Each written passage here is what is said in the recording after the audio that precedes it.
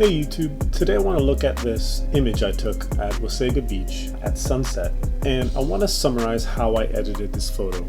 At the end of this video, you can watch a quick fast forward of how the whole edit went, but I just want to try summarizing it this time. I also want to talk about file types, shooting RAW versus shooting JPEG out of camera, and how that affects color of those file types. And then lastly, I just want to conclude about why post-processing is unbelievably important to all photography, no matter which you choose. So to set the stage, if you guys know me, I shoot with a Canon 6D Mark I. I have it set to RAW and JPEG capture so that I can compare the two, but I also like to just store both file types. But then I edit the RAW file, so you can see all three here on my screen. My RAW edit was 90% Lightroom. I won't be talking about the small Photoshop portion. It's not important to this discussion today. So since cameras have the option to shoot JPEG, some photographers will say that it's preferable if you shoot weddings or you're just having fun, because they say it offers faster and better, quicker results than RAW, with less retouching out of the camera. So let's challenge that entire thought process and see if it's true. So let's start off with a critique of our JPEG here. Starting off, you can see that the color is not that much better than RAW. So if the theory is true that it requires less post-processing and retouching, the evidence here says otherwise. So when it comes to a JPEG's color over RAW, you can see that the sky is slightly more blue, more saturated, and a lot more pleasing. The whites are slightly more whiter, but not by very much.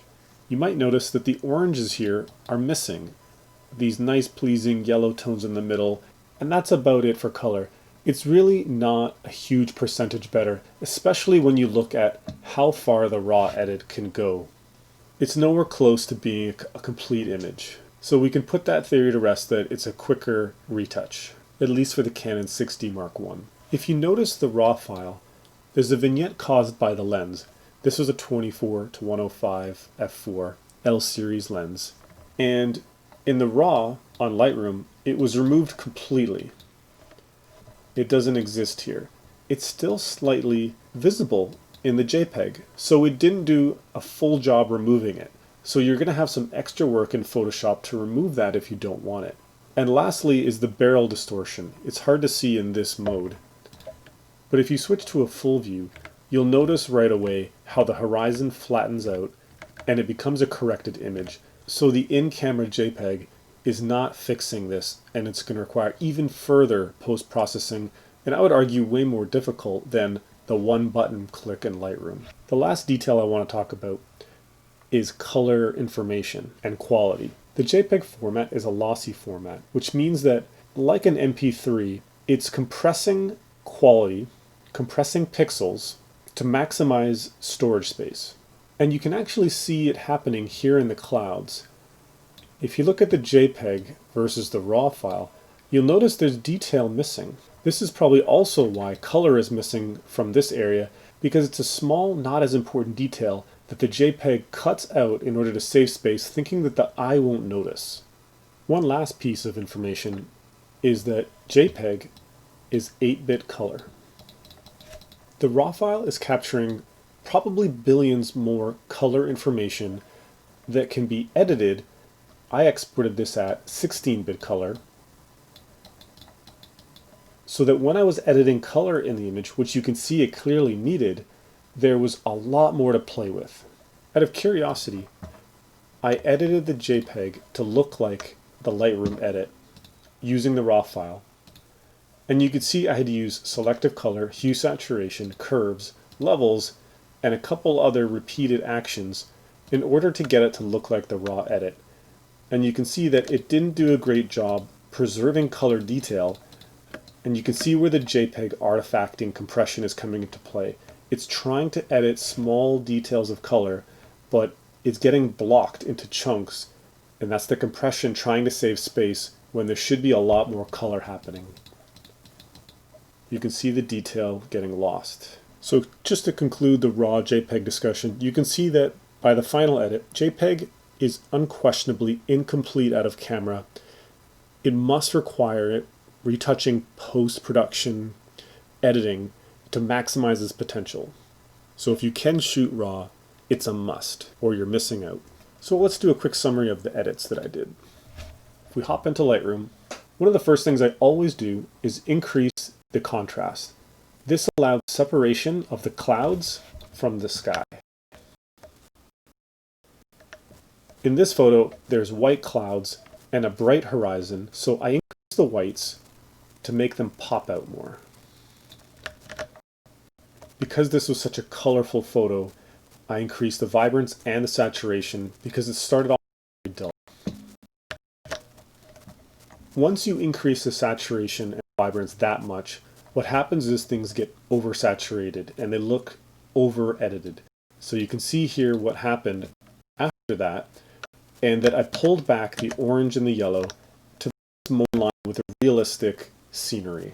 The blue wasn't quite affected as dramatically, so I ended up bringing that up.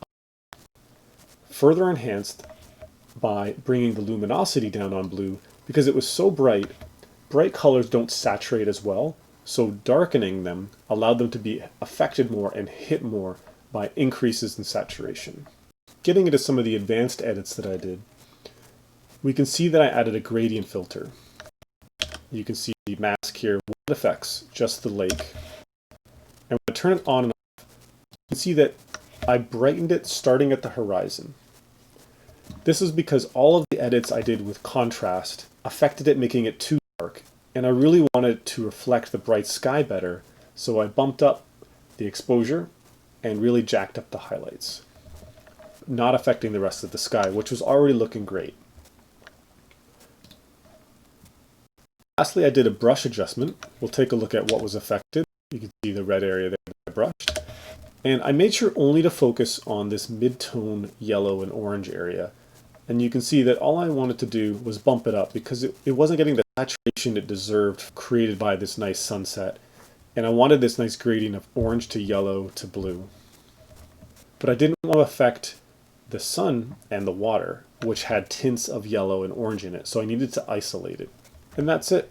I feel like this is a great example of the potential of raw photography, how far you can push it, and how JPEG just doesn't cut it for any type of real interesting photography. It should actually be avoided at all costs unless you're trying to upload something in a web environment which is memory and size sensitive.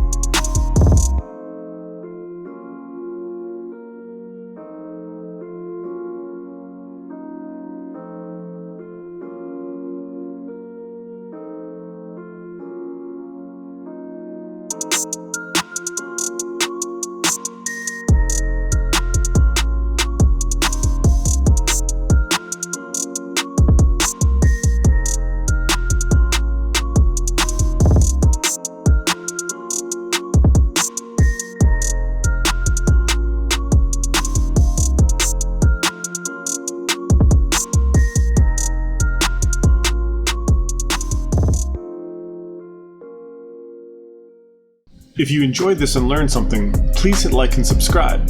Visit DemaninPhotography.com or my Instagram for even more info. Bye for now.